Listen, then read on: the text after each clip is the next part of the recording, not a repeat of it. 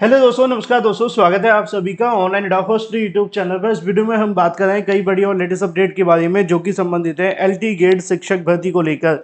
LT gate शिक्षक भर्ती के बारे में जैसा कि दोस्तों आप जानते हैं कि उत्तर प्रदेश के अंदर 7 साल बाद नई एलटी गेट शिक्षक भर्ती को लेकर आखिरकार जो विज्ञापन है जारी हुआ। वो कहा जाता है ना कि कभी न कभी किसी न किसी चीज़ का अंत होता है।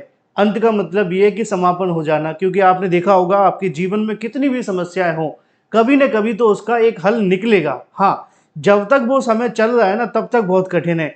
7 साल तक जो एलटी गेट को लेकर जानकारी समाचार पत्रों में आई है ना, उसके बारे में क्या ही कुछ कहा जाए, क्योंकि आप जानते हैं भारतीय मीडिया के बारे में तो अभी हम पाकिस्तान पे कब्जा भी किया थोड़े दिन पहले। तो चलो, मुद्दे की बात यह है कि अब खुशखबरी है एलटी गेट शिक्षक भर्ती के विज्ञापन के बारे में।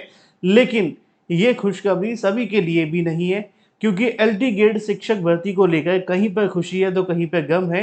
क्योंकि एलटी गेट शिक्षक भर्ती के अंदर बहुत सारी ऐसी चीज़ें हैं जिसके चलते लाखों की संख्या में जो अभ्यर्थी हैं वो फॉर्म नहीं भर पाएंगे। क्योंकि खुशी तो है कि विज्ञापन आ गया है, और खुशी ये है कि विज्ञापन आ गया है, लेकिन हम अब इसके लिए एलिजिबल नहीं है। कौन कौन सी चीज़ें जिनको लेकर मैं आपको डिटेल में बताने वाला हूँ। चैनल को सब्सक्राइब करके बेल आइकन को दबा लें और वीडियो को लाइक कर दें, जिससे कि आपको रियल ऑथेंटिक जानकारी ऑनलाइन एडोफर स्टडी यूट्यूब चैनल के माध्यम से मिलती रहे। बिना किसी देरी के सीधे बात कर लेते हैं मुद्दे की। अब एलटी गेट को लेकर विज्ञापन आप सभी के सामने आ चुका है। जिनको नहीं पता मैं उनको बता दूं कि एलटी गेट शिक्षक भर्ती जो होती है वो एक तरीके की टीजीटी की वैकेंसी होती है, और साल 2018 में पहली बार ये वैकेंसी आई थी। अब दूसरी बार वैकेंसी 7 साल बाद निकाली गई है।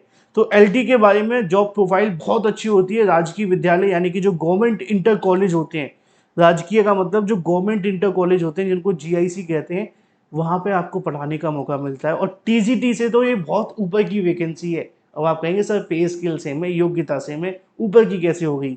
ऊपर की इसलिए हो गई कि जो टीजीटी के अंदर आपको नौकरी मिलती है ना, वहाँ पे आप सभी को इतनी सुविधाएं नहीं मिलती हैं। टीजीटी एक अर्ध सरकारी संस्था के अंदर आपको नौकरी मिलती है, लेकिन जो राजकीय होती है वहाँ पे कंप्लीटली सरकार के अंडर में होता है ये, है ना। तो इसका बेनिफिट बहुत है। किसी दिन मैं आपको इस पर भी डिटेल में बताऊंगा और फिर आप पे इस मामले पे डिटेल में बात करेंगे। आज का मामला थोड़ा अलग है। आज का मामला है एलटी गेट शिक्षक भर्ती का विज्ञापन। एलटी गेट शिक्षक भर्ती के विज्ञापन को लेकर जैसा कि मैंने स्टार्टिंग में कहा कि लाखों की संख्या में जो अभ्यर्थी है फॉर्म नहीं भर पाएंगे, और फॉर्म भरने वाले अभ्यर्थियों के बारे में आपको मैं डिटेल में बता दूं कि कौन कौन से वो अभ्यर्थी होंगे जो विज्ञापन देखने के बाद इसके लिए आवेदन नहीं कर पाएंगे। अब इससे पहले आपको पता होना चाहिए था कि जब विज्ञापन आने वाला था ना, उससे पहले माध्यमिक शिक्षा विभाग ने कुछ बदलाव किए थे। माध्यमिक शिक्षा विभाग के माध्यम से कुछ नए बदलाव किए गए थे, और वो बदलाव आप सभी के लिए ये थे कि एलटी गेट की योग्यता बदली गई थी। सबसे पहला बदलाव था योग्यता में बदलाव। दूसरा बदलाव आप सभी के लिए किया गया था प्री और मेंस को लेकर।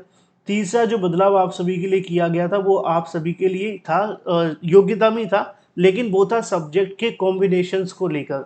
ठीक है।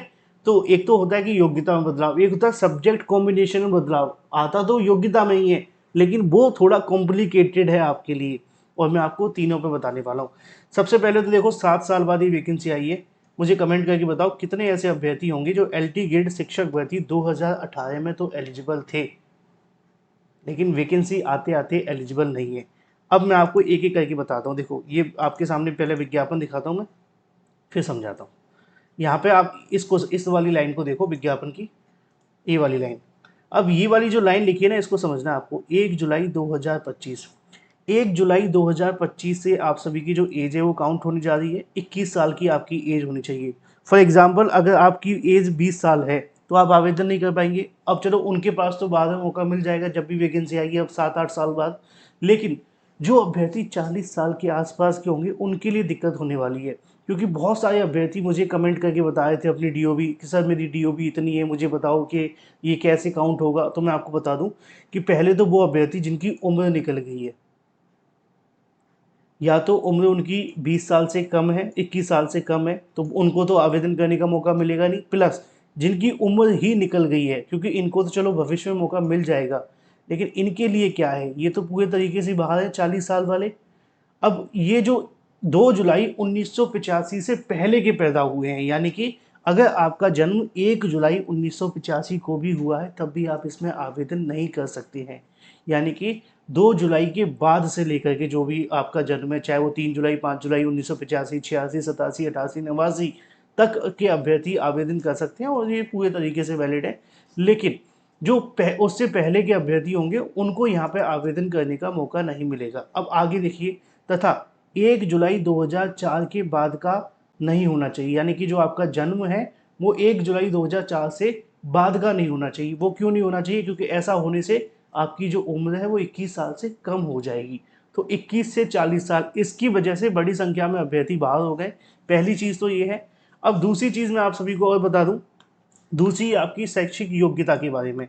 अब शैक्षिक योग्यता को लेकर बड़ा सवाल था, क्योंकि मैंने स्टार्टिंग में भी कहा था कि इस बार जब बदलाव हुए थे, मैं आपको रफली बताता हूँ पहले, क्योंकि आपको एक एक लाइन पढ़ने से अच्छा है कि काम की बातें बताई जाए। देखो, अभी एलटी ग्रेड में जो बदलाव हुआ था, सबसे मेन बदलाव क्या था? सबसे मेन बदलाव ये था कि एलटी ग्रेड के अंदर कई विषय ऐसे थे जहाँ पे बीएड लागू किया गया था, और ऑलमोस्ट कई विषयों में बीएड को लागू कर दिया गया था। तो जो अभ्यर्थी यानी कि बीएड नहीं है तो वो उनको मौका मिल जाता था, तो वो तो सीधे तरीके से बाहर हो गई।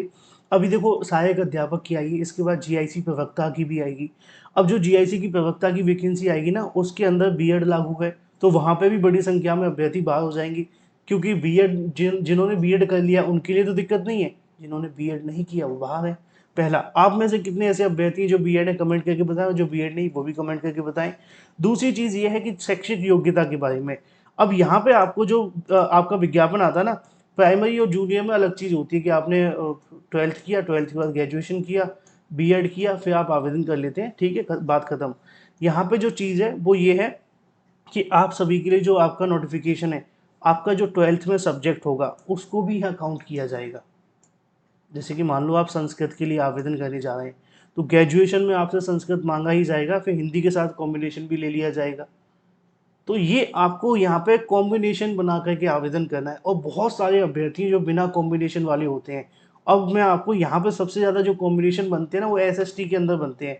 एसएसटी सबसे ज़्यादा कॉम्बिनेशन देने वाला सब्जेक्ट है। इसके अलावा बाकियों में इतने मौके मिलते हैं, लेकिन एसएसटी में सबसे ज़्यादा मिलेंगे। अब दिक्कत कहाँ पे आएगी? दिक्कत उन लोगों की आएगी जो इसमें बिना कॉम्बिनेशन की वजह से कहीं ना कहीं भर्तियों से बाहर हो जाएंगे। अब बहुत सारे अभ्यर्थी हैं जब ग्रेजुएशन कर रहे होते हैं या 12th कर रहे होते हैं, उनको पता ही नहीं होता कि हमें क्या करना है, किस तरीके से करना है, और गलत तरीके से कहीं ना कहीं ग्रेजुएशन कर लेते हैं, गलत सब्जेक्ट के साथ कर लेते हैं। तो उन जिनका कॉम्बिनेशन नहीं बन रहा है, अगर आपके मन में सवाल है कि सर कॉम्बिनेशन कैसे बनेगा, तो देखो मैं पूरे तरीके से क्लियर कर दूं कि एलटी ग्रेड और जीआईसी प्रवक्ता के तकरीबन 20 सब्जेक्ट होते हैं, ठीक है ना, 20 सब्जेक्ट होते हैं। अब 20 सब्जेक्ट की एक एक की योग्यता बताने के लिए ये वीडियो सफिशिएंट नहीं होगा, तो मैं आपके लिए एक सब्जेक्ट कॉम्बिनेशन पे पूरा डिटेल वीडियो कल अपलोड करूंगा, मैंने तैयार कर लिया है। कल तकरीबन आप सभी को 12-1 बजे के बाद वो वीडियो मिल जाएगा। उसमें मैंने आपको पूरा सब्जेक्ट कॉम्बिनेशन खोल करके बता दिया है कि कैसे आपको सब्जेक्ट कॉम्बिनेशन के आधार पर आवेदन करना है, और मैं आपको एक एक सब्जेक्ट के बारे में जानकारी दे दूंगा, क्योंकि इसमें बहुत लंबा हो जाता। तो इसलिए अगर आप वो देखना चाहते हैं तो उसको देख लेना, उसमें आपको योग्यता का पता चल जाएगा। तो बिना सब्जेक्ट कॉम्बिनेशन वाले अभ्यर्थियों के लिए दिक्कतें बहुत आने वाली है, और वो फिर इसमें आवेदन नहीं कर पाएंगे किसी भी कीमत पर। बाकियों के लिए मैंने आपको बताया कि जिनकी एज निकल गई उनको ही मौका नहीं मिलेगा। कुछ ऐसे भी अभ्यर्थी होते थे जो बिना बीएड के भी आवेदन कर लेते थे, उनको भी इसमें मौका नहीं मिलेगा। तो अच्छी बात तो है कि विज्ञापन आ गया है, लेकिन बुरी बात यह है कि कुछ चीज़ें बदल गई हैं और कुछ चीज़ें समय के साथ साथ आगे निकल गई, जिसकी वजह से उनको मौका नहीं मिलेगा। आप में से कितने ऐसे अभ्यर्थी हैं जो इसके लिए अभी एलिजिबल है? कमेंट करके बताएं। और अगर आप कुछ पूछना चाहते हैं इस वैकेंसी के बारे में, तो उसको लेकर सवाल पूछ लें, मैं उसका जवाब आपको दूंगा, और हो सका तो उस पर जवाब दे दिया जाएगा, अदरवाइज आपको डिटेल वीडियो बना करके दे दिया जाएगा, ठीक है ना। तो फिलहाल एलटी गेट को लेकर नोटिफिकेशन आ गया है। आवेदन आपके 28 तारीख के साथ शुरू हो जाएंगे। उसके बाद 28 तारीख तक आप सभी आवेदन करेंगे, फिर आपको संशोधन करने का जो मौका होगा, वो आपको जो जो भी चीज़ें करनी होंगी वो आपको 4 सितंबर तक देखने के लिए मिलेंगी। फिर उसके बाद में आप सभी का जो प्रोसेस है वो स्टार्ट होगा। पदों की संख्या जैसा कि लिखा हुआ है, 7,466 पदों के लिए विज्ञापन निकाला गया है। रिक्तियों की संख्या की बात की जाए तो मेल की 4,860 है, महिलाओं की 2,525 है, और इसके अलावा 81 जो पद हैं वो अलग से हैं। और कुछ अभ्यर्थी पूछ रहे थे क्या इसमें यूपी टेट भी होगा, क्या इसमें यूपी टेट भी मांगा जाएगा? तो उनको मैं बता दूं कि यूपी टेट जैसी चीज़ें इसके अंदर अभी तक नहीं है, क्योंकि इसलिए यूपी टेट सिर्फ 1 to 5 और 6 to 8 के लिए होता है, और ये जो वैकेंसी वो 9th और 10th के लिए है। तो ऐसी स्थिति में यूपी टेट इसमें नहीं मांगा जाएगा, बिना यूपी टेट आप आवेदन कर सकते हैं। तो एलटी गेट को लेकर विज्ञापन आ गया, अब आप लोग तैयारी शुरू कर दें। पदों की संख्या बहुत ज़्यादा नहीं है, कम नहीं है, क्योंकि जब लास्ट टाइम 7 साल पहले वैकेंसी आई थी 10,000 पदों पे आई थी, वहाँ पे भी लोग बहुत कह रहे थे कि पदों की संख्या बहुत कम है, बहुत कम है। और मज़े की बात ये निकली कि 60% वैकेंसी खाली चली गई थी और आवेदन 4-5 लाख लोगों ने किया था। तो अंदाज़ा लगाओ 4-5 लाख लोगों को 10,000 नहीं मिले थे। इस बार मुझे पता है कि आवेदन की संख्या बहुत बढ़ेगी, लेकिन मैं नहीं चाहता कि एक भी सीट आपके लिए खाली रह जाए, इसलिए मेहनत करो, जम कर करो। Thank you for watching this video.